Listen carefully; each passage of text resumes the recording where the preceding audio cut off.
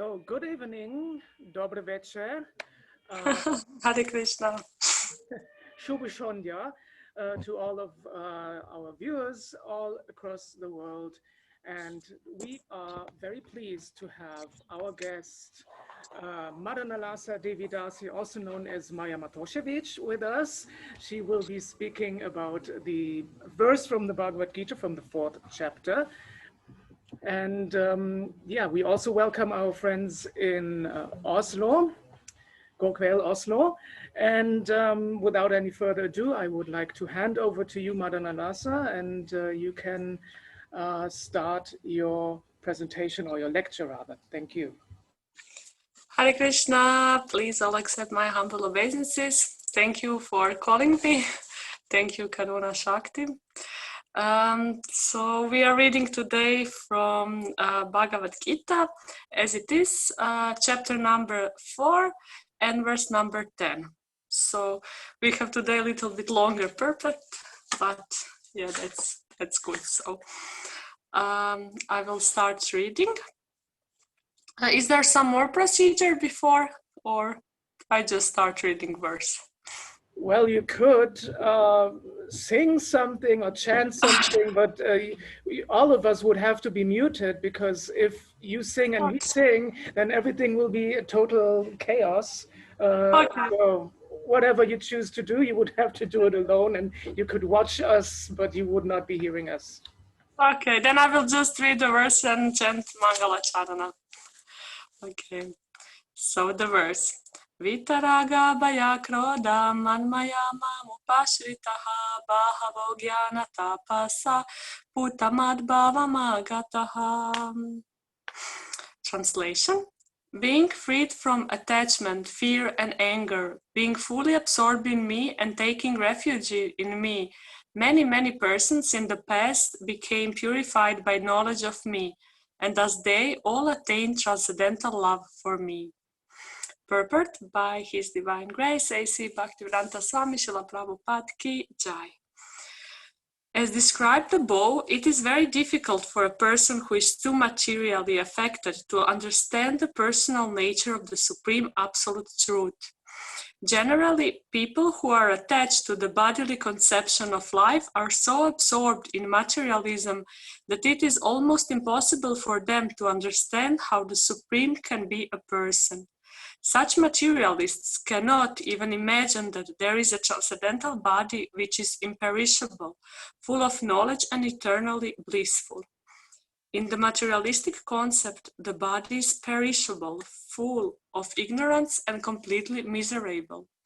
Therefore, people in general keep this same bodily idea in mind when they are informed of the personal form of the Lord. For such materialistic men, the form of the gigantic material manifestation is supreme. Consequently, they consider the Supreme to be impersonal. And because they are too materially absorbed, the conception of retaining the personality after liberation from matter frightens them. When they are informed that spiritual life is also individual and personal, they become afraid of becoming persons again, and so they naturally prefer a kind of merging into the impersonal void. Generally, they compare the living entities to the bubbles of the ocean, which merge into the ocean. That is the highest perfection of spiritual existence, attainable without individual personality. This is a kind of fearful stage of life, devoid of perfect knowledge of spiritual existence. Furthermore, there are many persons who cannot understand spiritual existence at all.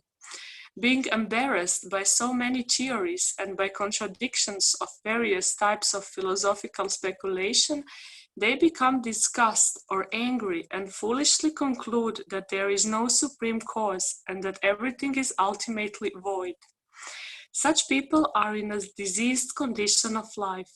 Some people are too materially attached and therefore do not give attention to spiritual life.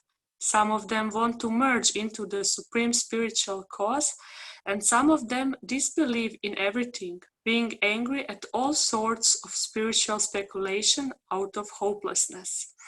This last class of men take to the shelter of some kind of intoxication, and their affective hallucinations are sometimes accepted as spiritual vision. One has to get rid of all three stages of attachment to the material world. Negligence of spiritual life, fear of a spiritual personal identity, and the conception of void that arises from frustration in life. To get free from these three stages of the material concept of life, one has to take complete shelter of the Lord, guided by the bona fide spiritual master, and follow the disciplines and regulative principles of devotional life. The last stage of the devotional life is called bhava, or transcendental love of God. According to Bhakti Rasamrita Sindhu 1:4:15-16, the science of devotional service.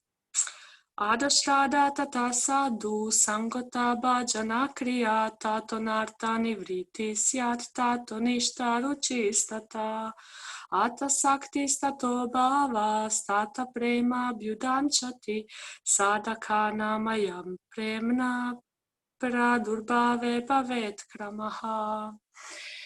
In the beginning, one must have a preliminary desire for self-realization. This will bring one to the stage of trying to associate with persons who are spiritually elevated.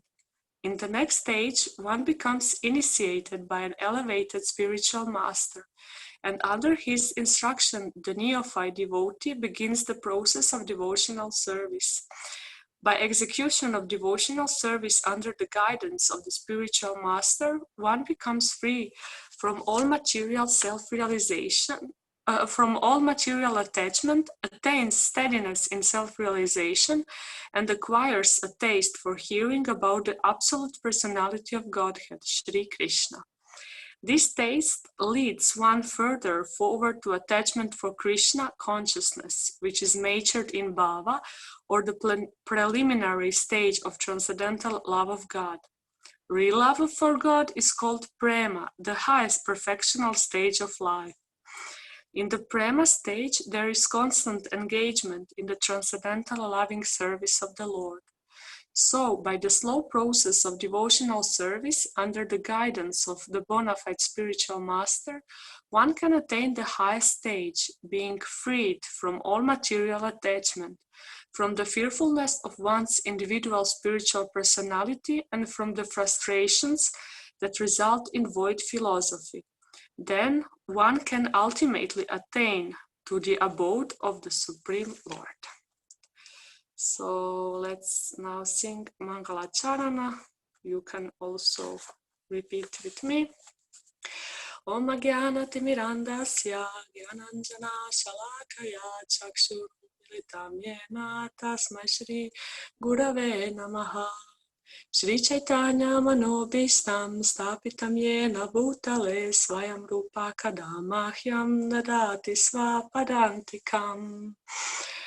He Krishna Karuna Sindhu Dinabandho Jagatpate Gopesha Gopika Kanta Radha Kanta Namostute Tapta Kanchana Gorangi Radha Vrindavaneshwari Vrishabhanu Sute Devi Pranamami Hari Priye Vanchakalpatarubhyascha Kripa Sindhubhya eva cha Patitanam Pavanebhyo Vaishnavebhyo Namo Namaha.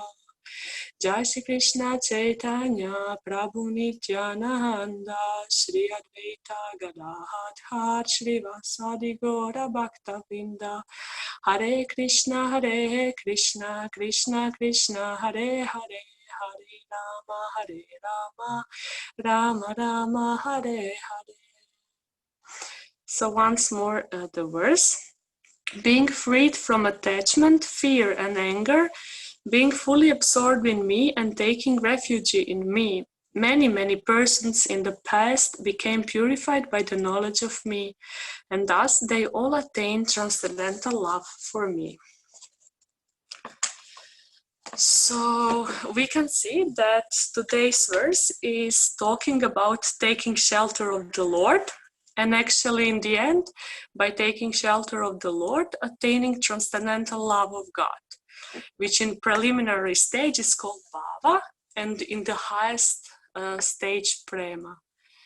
And we can now also see that Prabhupada made a really long purport about this topic. And in this purport, he also referred to many subtopics, let's say like this, which explain different like paths, different parts of attaining love for God. So I will now go a little bit through this purport so that we can all remember about what he's actually speaking. So firstly, he's talking about personal form of God, and he's explaining that there is two paths. And we all know there is this Maya Vada. Vada means path, and there is Dvaita Vada. And Srila Prabhupada is explaining that Maya Vada means that those people who are following this philosophy are actually neglecting this personal aspect of God. And their highest goal is actually this idea of impersonal Brahman. So they consider everything to be illusion, and that we are in the end all the same, that we are like part of this divine light, and in the end of this life we all become this light without this personal character, without individuality, so that everything is the same. And on the other side we can see there is Dvaita Vada. And our Sampradaya, which Srila Prabhupada mercifully gave to us, Brahma Madhava Sampradaya, is actually taking this Dvaita Vada or Achintya Veda Veda Tattva as like philosophical truth for us. So in our Sampradaya, we consider also that there is this Brahman, there is this divine light, and we know that is true, and that it's like higher than us. But we also know that behind this Brahman, behind this effulgent of the Lord, there is also Para Brahman, so Krishna who is behind this Brahman. And Krishna is actually a person, and he's very sweet, very kind person, and he's our beloved Lord, and we are nothing but a part and parcels of him. So also when Chaitanya Mahaprabhu, as incarnation of Krishna, came to this world, he brought this concept that we are the same and different from God, from Krishna. So this is this Achintya Bheda Bheda Tattva. So qualitatively we are the same, but quantitative we are different. And that means that we possess qualities of the Supreme Lord, but in very small amount. So God is big, let's say like this, and we are small. So it's also explained like fire and sparks. So sparks are similar, like they're the same actually. They have the same qualities as fire, but in small amounts. And we know that fire is the cause actually of these sparks. So in our language, that means that Krishna is the supreme person, and we are small persons as his servants, his dear servants. So actually, in this way, Srila Prabhupada is explaining the difference between this voidism, between Mayavad, and our path of surrendering to the Lord and of taking him as our supreme shelter, and path of actually creating and connecting with him in loving relationship. And then after Srila Prabhupada explained this in philosophical way, he's also explaining why people are sometimes bewildered by this impersonal path, and why it's so hard to accept actually this personal aspect of God. So why sometimes it's hard to believe that God is a person. So in the end, also, when he explained this, he also gives us the key, actually the key how to see Krishna, how to realize his sweet form, and how to establish actually this loving relationship with him. So in this lecture, I would like to also, in 3 parts, talk about these 3 things. So, who is God, which aspects of God we know, and why his personal aspects is meaningful and crucial for us. And then also we will explain a little bit why it's so hard to understand it sometimes, and what is the remedy. So how can we see God, and how can we feel this love that he is giving us actually all the time, even in this moment, how to always see this loving aspect of God. So in the beginning, we all read from Bhagavad-gita and on many lectures that God has 3 aspects: Brahman, Paramatma, and Bhagavan, and that all these 3 aspects exist in him. So he is complete, and he manifests himself as Brahman, Paramatma, and Bhagavan. So first we will talk a little bit about this Brahman aspect. And we know that this aspect of God as Brahman is the first step actually in our approach to God, because Brahman presents actually this impersonal aspect of God. He's effulgent, which is manifesting actually as a beautiful light, which is emanating from the Lord's body. So this Brahman or Brahmajyoti is actually just his effulgent, which is through the spiritual world, through his body, like entering the whole material creation or spiritual creation, and he's like manifesting everywhere.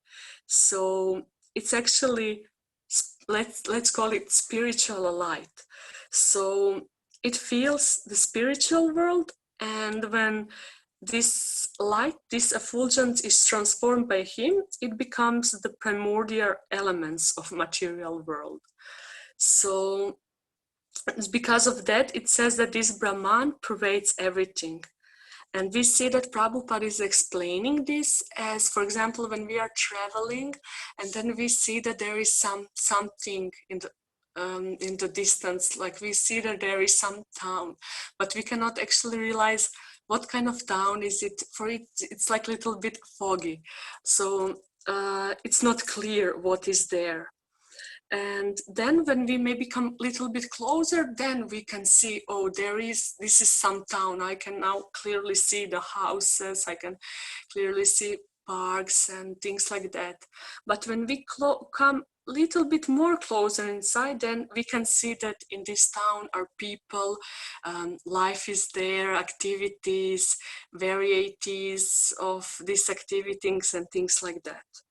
So it's also with Krishna like this. And how can we maybe better understand this in our own lives, this example? It's like also when we start to inquiring about spirituality, first we also learn that there is something higher than us. So this also depends on civilization, all the culture when we were raised. But when we start to think about spirituality, we see, okay, I'm not controller, I'm not master. I can see I cannot control things around me. There is like so many natural catastrophes, so many different people who are also influence on me, even if I don't want it. So yeah, we realized I cannot control anything actually, even my own life. Sometimes I get sick, sometimes I'm healthy, everything is changing. So this is this first step, that we understand that we are so small and that there is probably something bigger than us. And we can call it in the beginning like nature or some force or some energy of the universe. So yeah, we cannot know, but we can like guess, we can see it in like this foggy way, like this town from the distance. So this can be understood like as this first step, like realizing this impersonal aspect of God. And it's also said that Krishna is Sachitananda. We know that Sat means he's eternal, and Chit means that he is full of knowledge, and Ananda means that he is full of bliss. So when we're realizing this impersonal aspect of him, this is realization of his Sat, so eternal feature. And this means that God is all-pervading, and that there is nothing in this cosmic manifestation that is separated from him. So now we discuss this like first step. So this impersonal Brahman, now we know what is that, what is this God and effulgent, and how he's like pervading everything. And then when we come a little bit closer to Krishna, then we realize his second aspect, and this is Paramatma. And it says that Paramatma is actually the realization of Sat, like eternity, and Chit, like this highest knowledge. And in Chaitanya Charitamrita, it's nicely explained, like when Krishnadas Kaviraj Goswami is explaining this super soul, Paramatma. He's using word Antaryami, which also means the soul. The Krishna who is in every soul of every living entity. And we also have different words like Paramatma, Antaryami, Vishva, Atman, which means like soul of everyone, Sarva, Atman, the same. So actually Paramatma means that Krishna is the super soul which resides next to our soul in the heart. And it says that Krishna likes us so much that he always wants to be with us. Even in spiritual world, even in material world, he cannot be in separation from us. And that's why when we are living in this material universe, when we are living in this material consciousness, Krishna cannot leave us just like that and say, yeah, go. No, he wants to accompany us, help us, and take care of us. So this is his nature, to be loving and caring. So it's nicely explained in Srimad Bhagavatam when Krishna incarnating himself in different avatars.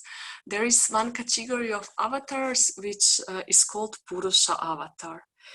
And we probably heard about Mahavishnu and Garbhodakashayi Vishnu, all these three Vishnus, and how it's connected with Super Soul, how it's connected with Paramatma. So when Krishna comes to this, actually, let's say that he incarnate and start to creating the world as Mahavishnu, he becomes actually the original super soul of all the universes and the master of all universes as well. And we can see, for example, here in Golagdam, now it's like for 2 weeks raining like anything, just rain.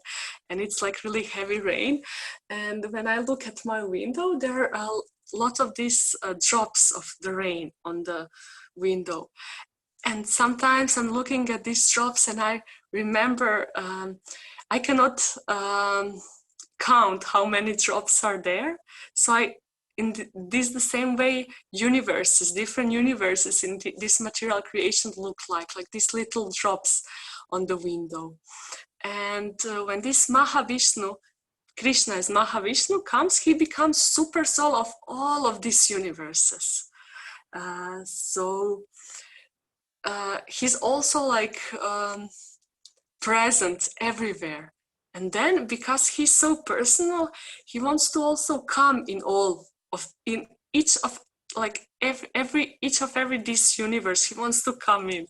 And then he comes in every particular universe, and then as Garbhodakashayi Vishnu, he becomes super soul of each of this universe. But it's still not enough. He wants to be more and more personal and closer to us, and then he comes into the heart of every living entity as Kshirodakashayi Vishnu, who is actually the super soul which is residing in our heart. So we can see that there is super soul of all the universes, all material creation. There is super soul of each and every universe, and there is super soul who is also in our heart. And in this, like, when we are not so much connected with our super soul, when we don't have this knowledge that Krishna is in our heart, still we can see him somehow. And everyone knows that there is some intuition in us, there is some like deeper consciousness in us, some righteous voice inside of us, and someone who is like protecting us, like instinct and things like that. Like in animals, Krishna is also in the heart of animals, so he's like giving them this instinct how to survive, how to find food and things like that. So he's helping us in any form in this material world. So, like, to finish this Paramatma explanation, let's say like Paramatma actually is Krishna, who in our heart, who is our constant companion, who is the constant companion of living entity and like constant companion of the soul next to our soul, actually next to us, because we are the soul. And as I explained that Krishna is super soul also, then it's one very nice example. Krishna is our super soul, but who is super soul of Krishna? And when we think like that, we can say, yeah, Krishna is full, he's Purna, he's full in himself, he doesn't have like super soul because he's like the supreme person, but still he chose to have super soul inside of our heart. And because he's our beloved Lord and he's our super soul, Krishna likes the most his devotees, and they are always in his heart. So his devotees are super soul of him. And this loving connection so always exists. He is in our heart and we are in his heart. So this also brings us to this third aspect of God. Krishna is Bhagavan. Krishna, who is full of all opulences, like 6 main opulences, but also behind that, like all opulence that we can imagine. And this realization of Bhagavan, of like this personal aspect of Krishna, Krishna as person, is actually a realization of all these transcendental features that we were like counting. So Sat, eternity, Chit, knowledge, and also Ananda, which is bliss. So only this Bhagavan, this personal aspect of God, can give us this bliss of sweet relationship and exchange. And because Krishna is full in his Bhagavan form, he also feels this bliss, and we are feeling this bliss in this relationship. So this personal form, Bhagavan, it means that we have actually in God someone on whom we can rely always, no matter what happens. And we have actually someone to whom we can offer our prayers. So in many religions, we know this practice of offering prayers. God, please, like usually people put hands like this and then looking to the sky and praying those. So it's very common practice. Even like some people who are maybe not so much religious, when something happens, they do like this and they pray.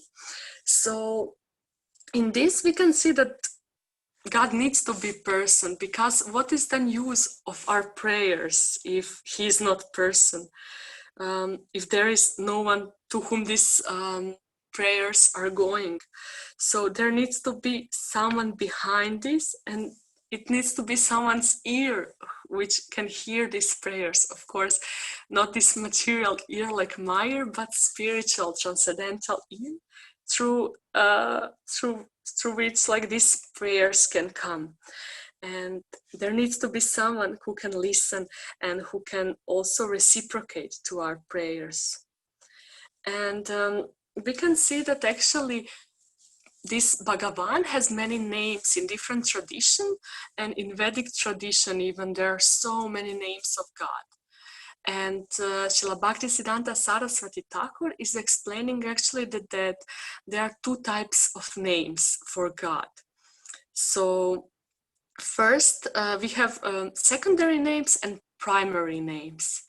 And secondary names are names which explain his almighty nature, like he's Ishvara. Ishvara means like controller of the universe. He's Jagatpati, the father of the universe. So we can now see, or for example, Allah means like God who is like almighty also, who is big. So these are these names which explain him as in his function as God. But also there are these primary names, and these primary names are names like Krishna, like Govinda.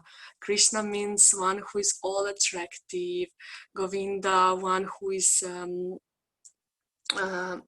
like giving shelter to our senses, who is pleasing our senses.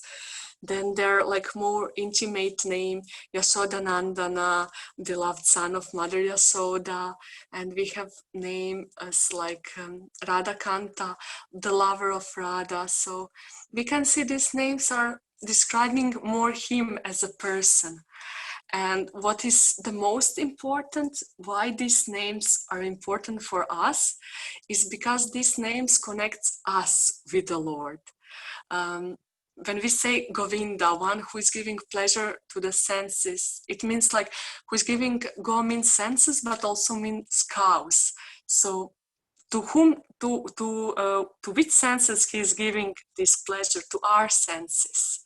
So by name Govinda, he's also connected with us. By the name Radhakanta, he's connected with his beloved Radha.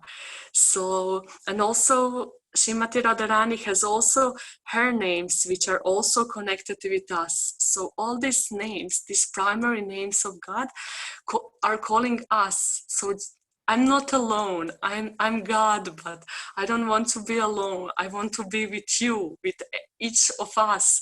He wants to be, and these names are reminding us. There is also name Hari. Hari means the one who is like stealing all material attachments. So whose attachments? Our attachments. And Krishna, one who is like all attractive, but to whom? To us. So we are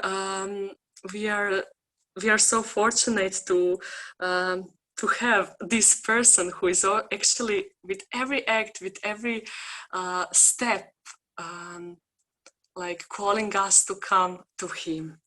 So one name which particularly I like and in which we can also feel this connection is also Bhaktavatsala. So Bhaktavatsala means that that Krishna is very merciful, very affectionate toward his devotees, and by this name we can also see that Krishna as Bhagavan in his personal aspect is connected with us the most, like more than in any other like Paramatma or Brahman realization. And by his name Bhaktavatsala, he is also giving us this hope. So first, when we were speaking about Brahman, okay, we understood there is something higher. There is something more than this birth and death and all these things. There is this spiritual bliss behind. But also, what is like the most important is that this person, this bliss, also have his personality, and this personality is actually the summum bonum of all love, all sweetness, and all mercy. And he's ready to give us, to share with us this love, this mercy, this ananda, this bliss, and to also give us his sweet company so that we can really have deep and ecstatic relationship with him. And it's actually amazing to hear and to read that there is person like this. And yeah, now somehow we explain these three features, these three forms, and why actually this Bhagavan form, like why this aspect of God is like the most blissful. And then in the second part, we heard that also sometimes it's hard to accept that that Krishna is person, because we are thinking always, when we see bosses here in this material world, it's not so pleasant always. So there are actually rarely moments when it's pleasant to have a boss. We know we know maybe that also from our experience here, because yeah, sometimes it's tough because we need to be subordinate, and bosses are strict and maybe not treating us always very good. And then this idea that there is God who sees everything, that he's like almighty and that he's counting our misdeeds, etc., and then he will punish us and check us. So it's not sound so good. But then on the other side, when we read, for example, Vedic literature, when we are hearing from saintly personalities who actually saw God, who saw Krishna face to face, we see that here actually situation is a little bit different with this boss. And we can see, for example, from Bhagavad-gita, when we read Bhagavad-gita, when we see how Krishna is talking with Arjuna, he's actually not talking from this God perspective. He's talking from this friend perspective, from lover perspective, from father-son perspective, like from this perspective of sweet relationship. So from this we can see that that God is not this almighty, strict old man, but he's actually so loving and so caring. Like, and we can see also we have so many nice relationships in this world, and you can imagine now some nice relationship which you have, which really like fulfills you. And then if you want to imagine relationship with Krishna, is this relationship but plus like million. so ecstatic and without this awe and reverence, but it's just like exchanging of love. So this is this God which our acharyas, which Srila Prabhupada and all our sampradaya from six Goswamis, and also like Chaitanya Mahaprabhu, they want to give us God who is like that, who is very sweet and who is very nice and who is our everything. So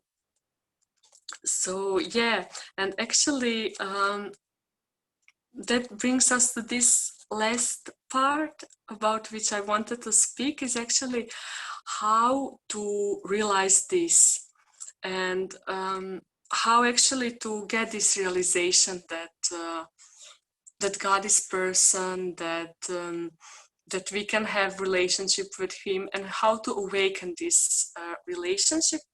Actually, Prabhupada is in the end of his purport, he's citing Bhakti Rasamrita Sindhu, and in this it's like pretty big verse, but it's nicely explained which steps we need to do to come to this love, to come to this prema, because in this word every step is described from like beginning until this highest goal, like prema, like the highest God, the highest love of God. So actually it's explained that first we need to have desire. First we need to want. And if we don't want, then first step is that we want to have desire. So that is also okay. So then this desire, I want to meet God. I I want it, and I will do whatever is necessary so that this this happen in my life. And this desire will actually bring us to the stage of trying to associate with people who are spiritually elevated. This verse is saying. And we can see also in our lives how we were like very interesting in spirituality maybe, and we wanted to know something more, and then suddenly some devotee appear, or book appear, or some kirtan appears. So because there was this desire, there was this need of the soul to find God. And then Krishna is sending, okay, here are people who can teach you, who know me, who have this knowledge which is in that moment a little bit higher than ours. And yeah, and then they can like introduce us to spirituality, to Krishna consciousness in our example. And after that, the next stage is that we meet spiritual master, that we meet guru who actually initiate us and who is giving us instruction and who is giving us these emotions, actually instructions and emotions, so that we can love God. It says in Bhagavad-gita that we need to approach to spiritual master, to person who saw the truth, and then he can give us the truth with the torch of knowledge, as we know from also this verse, Om Jnana Timirandasya. So he will lead us, he will show us the way. And by executing this devotional service, by following this path, these instructions that he is giving us, then gradually we also become free from material attachments, and then we become steady in our spiritual path. Then this faith is actually established. And then when we are steady, when we have faith and we are doing our sadhana, when we are chanting, when we are doing devotional service, then after sometimes taste is coming, and then we start to like really appreciating what we are doing. We start appreciating our practice, our seva, our association with devotees. We have this taste, and this taste actually, it says, Srila Rupa Goswami is saying here that this taste will lead us further to getting this love for God, which is actually in this very, very, very high state. It's called bhava, but after bhava, like this real love for God is called prema, and that is the actually highest perfectional stage of life. So we can see, when we can all read, if you want, after again this verse. So in like 5 sentences, it's described like from the beginning what is actually our path. So like desire, association of devotees, spiritual master, following his instruction, devotional service, taste, and love of Godhead.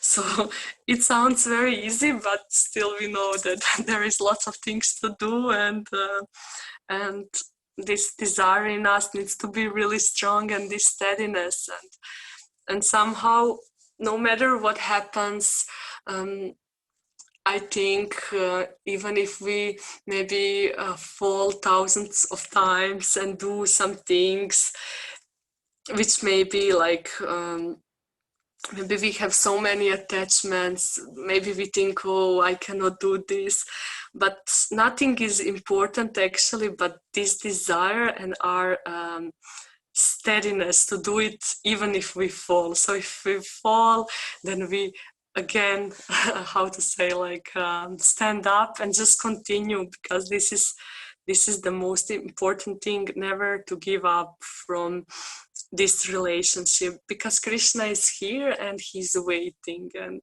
he doesn't count our failures, he's counting just like nice things that we are doing. It's like when we have children, or when we have husband or friend, if husband, if child do something wrong, and we will say, okay, we will forget, we will forgive. And what to say about Krishna? We heard that he's like supreme Ananda and supreme love.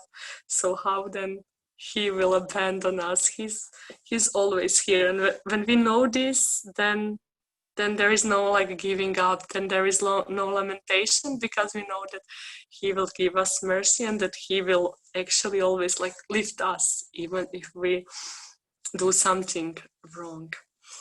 So somehow, yeah, I wanted in this lecture to, in the beginning, present these three aspects and glorify this Bhagavan aspect, Krishna as person, and somehow give hope to me, to you, but of course to me, because it says that Srila Bhaktisiddhanta Saraswati says, when he was giving lectures, he told his public, thank you for giving me opportunity to make spiritual growth. So I'm also hoping that all these things I said can also come into my heart.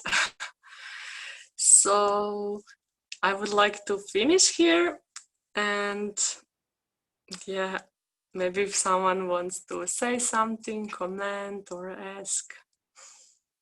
Karuna Shakti Prabhu, are you here? Okay. Yes, I'm here. And if any one of you has a question, you can type them into the chat box. I can see already something in the chat box. And if you would like to ask your question personally, you can just go ahead and unmute yourself and ask the questions. However, we will start with the first question from the chat box. Deep Tanshu asks, Hare Krishna Mataji, thank you for the wonderful lecture. I would be grateful if you can comment on what is the difference, what are the differences or the similarities between God realization and self-realization? And what is the difference between knowledge of God and his realization in his three levels? Thank you. So it says that, just wait, I will go in chat just to see. Yeah, it says that God realization and self-realization is actually the same, because when we realize ourselves, then we realize that we are servants of Krishna, and when we realize God, then we also realize ourselves, because like God is all-pervading, almighty, and as I said, we have this unbreakable relationship with him, so we cannot be separate from him, and he cannot be separate from us. We are like bound by this this loving knots, and so yeah, it's the same. When we realize ourselves, we will also realize Krishna, and opposite. So I hope this is okay. And yeah, difference between knowledge of God and his realizations. Well, I would also say that it's the same, if I understood your question correctly. Yeah.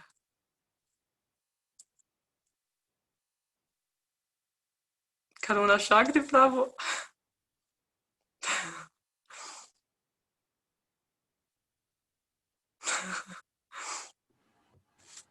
Thank you for the wonderful answer. I did not listen to anything you said because I was cutting cake in the kitchen. Wow. But what I could hear was sounded good. Yeah. I didn't So but sounded good. Yeah.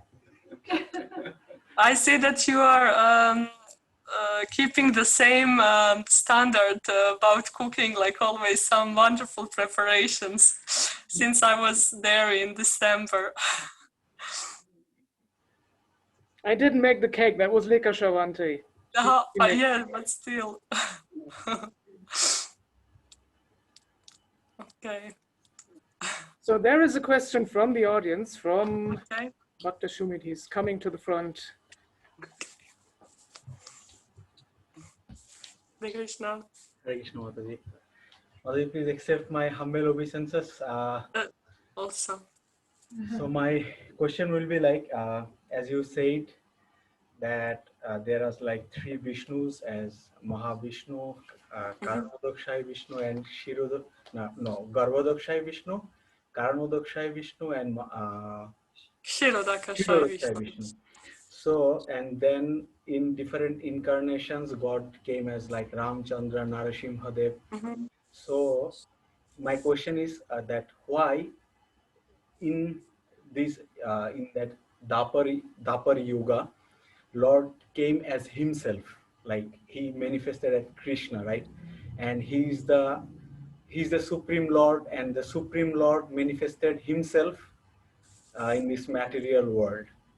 So in other times it was like Ramachandra, Narasimhadev. Yeah, there are some specific things like Narasimhadev had to appear. So my question is why in this yuga he came as himself? What is the reason behind that? Actually, thank you. Actually, in Srimad Bhagavatam, it's nicely explained that there is like some, let's say, schedule when Krishna's appearing.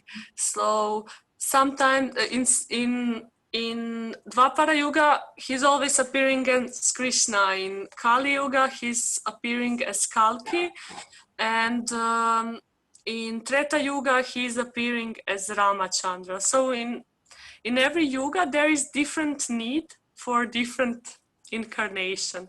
So in Treta Yuga, for example, when Krishna appeared like Ramachandra, he appeared like perfect king, because that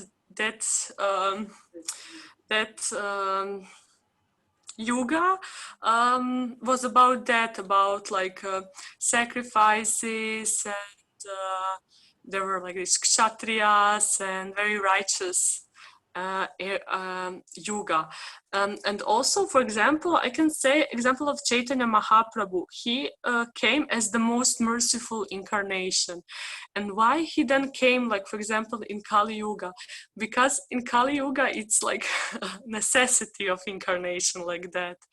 If Chaitanya Mahaprabhu appeared, for example, in Satya Yuga, which is very sattvic yuga, then okay, Chaitanya Mahaprabhu could give his mercy, but in Kali Yuga it says that that this light can be seen the best on the black background. So Kali Yuga is like age of hypocrisy, of like that things are happening. So that's why it's necessary for him to come to give us this mercy, to give us this, the most easiest but most elevated process of chanting the holy names. And why Krishna appeared in Dvapara Yuga, I cannot say. Yeah, I don't know why Krishna himself chose Dvapara Yuga. Yeah, in Srimad Bhagavatam, it's not like it's not written why he chose Dvapara Yuga to came as Krishna, but yeah, he wanted like this. I only can answer like this. But maybe this example of Chaitanya Mahaprabhu helped. Maybe, yeah, this.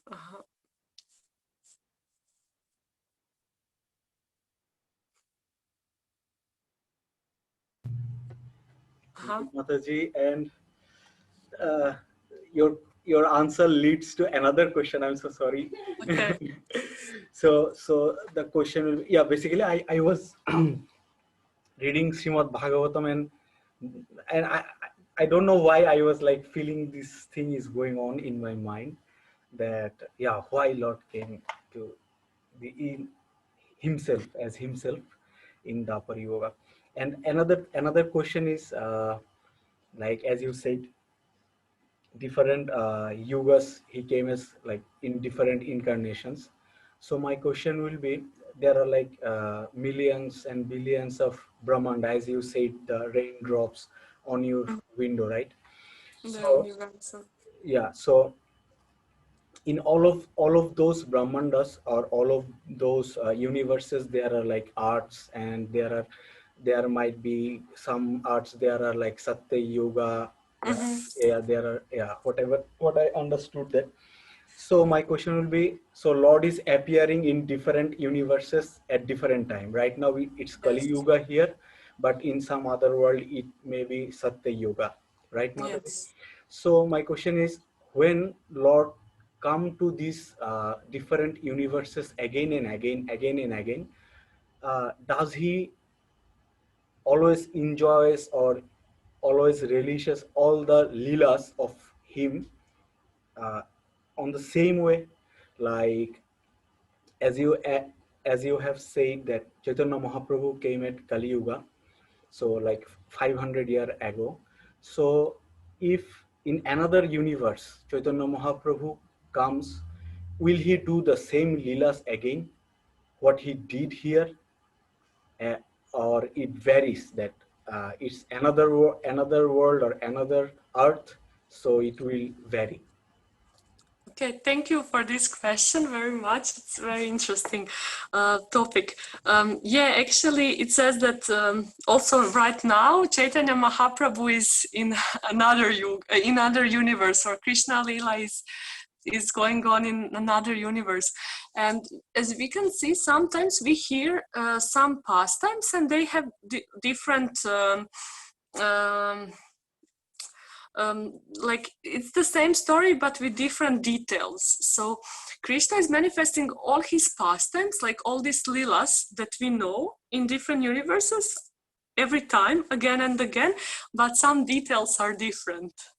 For example, we know there are many versions how Radha came on this world, and it's also everything is true, but in different universes, because it's like going on and on always.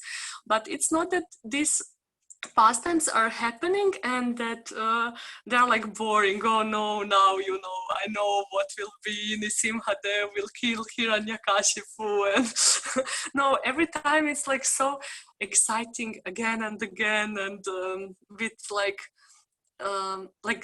some details are maybe different, or but always, even if it's everything the same, it's like super ecstatic. That's described in Srimad Bhagavatam like this. Yeah, so the same but always fresh. That is also the quality of Krishna. He's always fresh. Like when you meet someone who you like some girl, let's say you fall in love, and then when you see this person first few times, it's like this feeling, oh my God, she's there. Like, but when we get married and after 20 years, it's not like the same at the first sight. But with Krishna, it's always this first sight, and in all his pastimes, it's like this. So I hope it was helpful. Yes, Madhuri, thank you so much for your nice Thank answer. you. Thank you. Karuna Shakti.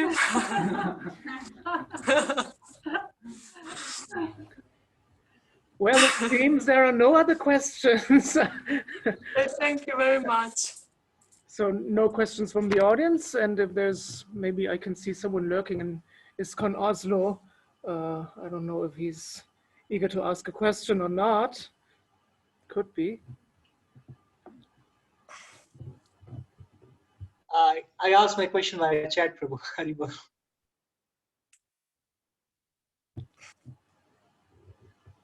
So if there are no further questions, shall we conclude this evening then? Okay. Thank you very much once again for your mercy, and wish you nice prasadam time. Hare Krishna. Thank you. Tusen Tag. Short darshan Jai from our Jagannath. deities. Thank you very much. Thank you, and see you all again. Hare Krishna. Hare Krishna.